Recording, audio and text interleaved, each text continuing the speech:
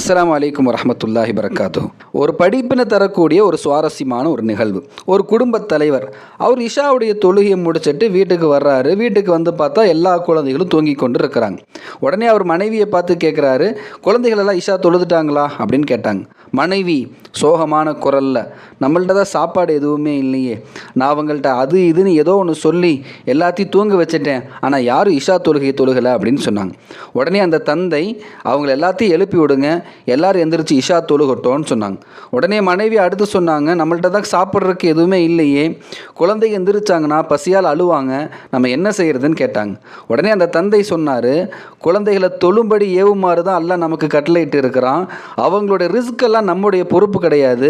Risk கொடுக்கிறது அது அல்லாஹுடைய பொறுப்பு. அல்லாஹ் குர்ஆன்ல இப்படி சொல்றானா இல்லையா, வஅ்முர் அஹ்லக பிஸ்ஸலா, தொழுகையை பேணி வருமாறு உங்களுடைய குடும்பத்தாருக்கு நீங்கள் கட்டளை இடுங்க. வஸ்தபிர் அலைஹா, அதை நீங்களும் கடைபிடிச்சு வாருங்க. லா நஸ்அலுக ரிஸ்கன், நாம உங்களிடத்துல எந்த உணவும் கேட்கறது கிடையாது. நஹ்னு நர்ஸுகுக, நாம தான் உங்களுக்கு உணவு கொடுக்கிறோம் என்று அல்லாஹ் குர்ஆன்ல சொல்லலையா?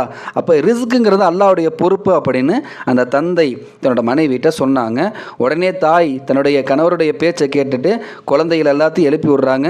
குழந்தைகள் எல்லாம் உது செய்கிறாங்க, இஷா தொழுகிறாங்க. தொழுது முடித்த உடனே வெளியில் கதவு தட்டப்படுது. கதவை திறந்து பார்க்குறாங்க. ஒரு செல்வந்தர் பலவிதமான சுவையான உணவுப் பொருட்களோடு கையில் ஒரு தட்டை ஏந்தி கொண்டு நிற்கிறார். வந்தவர் சொன்னார், இதெல்லாம் உங்களுடைய வீட்டுக்காரங்களுக்கு தான், நீங்கள் இந்த சாப்பாடெல்லாம் எடுத்துக்குங்கன்னு சொன்னாங்க. தந்தை ஆச்சரியமாக கேட்டார், இது எப்படி அப்படின்னு கேட்டாங்க. உடனே அந்த மனிதர் சொன்னார், நான் இந்த உணவையெல்லாம் ஒரு பெரியவருக்காக எடுத்து கொண்டு வந்தேன். அவருக்கும் எனக்கும் மத்தியில் ஒரு சச்சரவு, அதனால் அவர் சாப்பிட மாட்டேன் அப்படின்னு சத்தியம் செஞ்சுட்டு போயிட்டாரு. உடனே நான் அல்லாட்ட துவா செய்தேன், யா அல்லாஹ், என்னுடைய காலில் எங்கே நிற்குமோ அங்கே உள்ளவங்களுக்கு இந்த உணவை நான் கொடுத்துடுவேன் அப்படின்னு அல்லாட்ட நான் துவா செய்தேன். துவா செய்துட்டு வந்தேன். என்னுடைய கால்கள் உங்களுடைய வீட்டுக்கு முன்னால் தான் நின்றுச்சு, நான் ஏன் உங்கள் வீட்டுக்கு முன்னாடி நின்னேன்னு எனக்கு தெரியலன்னு சொன்னாங்க. உடனே அந்த தந்தை கைகளை உயர்த்தி அல்லாஹ்க்கு நன்றி செலுத்தினாங்க.